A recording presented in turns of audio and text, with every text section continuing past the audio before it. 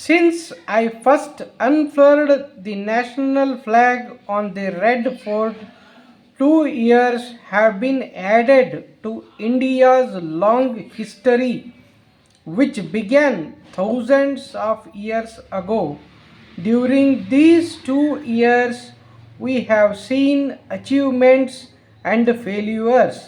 We have experienced joy and sorrow. The good work we have done will remain even though we pass away. So will India, though generations come and go.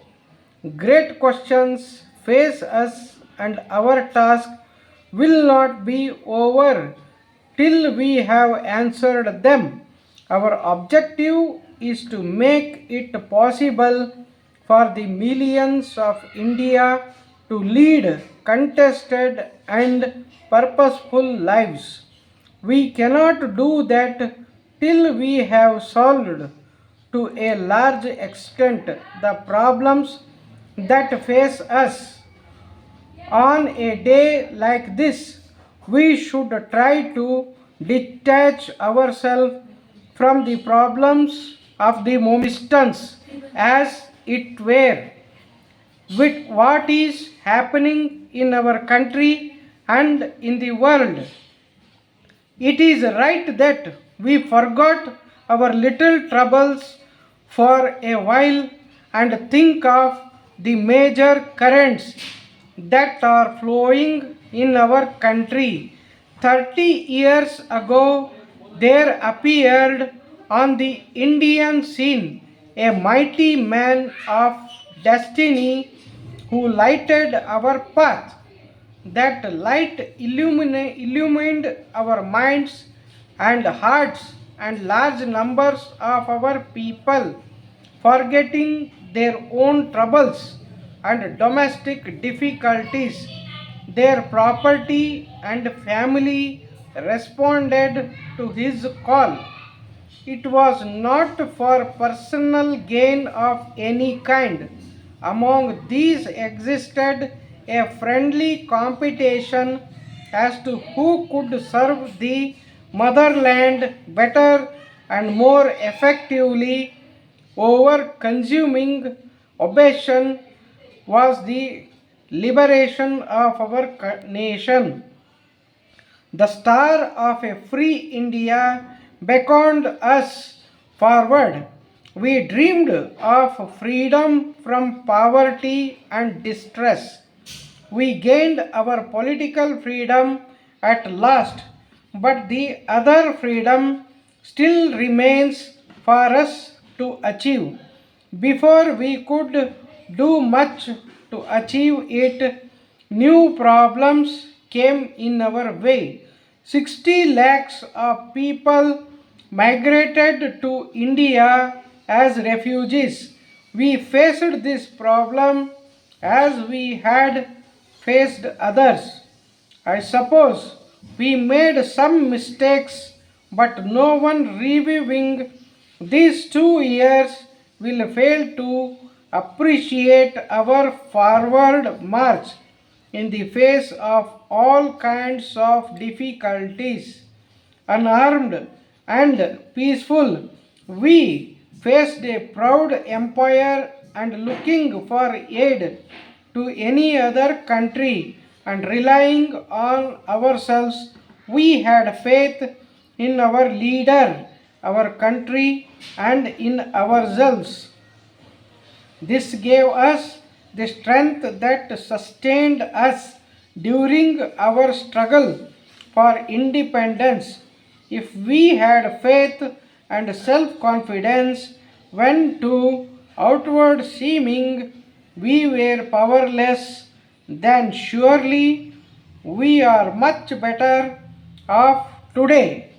When we are a free people with the strength of a great country behind us, why then should our faith and our confidence in ourselves weaken?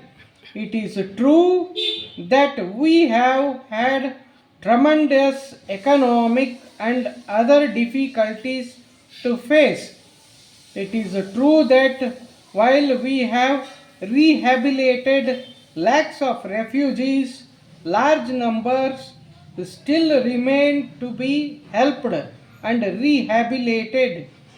But we have faced even bigger problems in the past. Why should we not face these in the same way also? We must not let our minds get entangled in petty questions and difficulties and forget the main issues. We belong to a country that is not only great physically but in things far more important. If we are to be worthy of our country, we must have big minds and big hearts, for small men cannot face big issues. Sir, we are in receipt of your letter dated 20th instant. The bank has given due consideration to your request, and I am happy to inform you that the bank is agreeable to grant the necessary assistance as requested by you for the opening of an institute under the scheme for self-employment of qualified unemployed persons. However, on a careful scrutiny of the papers submitted by you, which were forwarded to our legal advisor for his examination and legal opinion, thereon our legal advisor has sought clarification on certain points mentioned below. Most of them are technical in nature and can be cured at your end. No doubt, you have mentioned in your letter dated 21st instant that you require the financial assistance to start an institute, but you have not mentioned, maybe through oversight, your technical qualifications in the subject. The bank would like to know the exact location of the proposed institute with door number, street, and area. Please let us know whether you have got your own accommodation or your purpose to start the institute in a hired building, and also the measurements of the building in which the said institute will be housed. The banks shall be glad to know whether you have got any previous experience in the teaching of the subjects, and also what arrangements you propose to make for conducting classes. On hearing from you, bank will take action. Yours faithfully.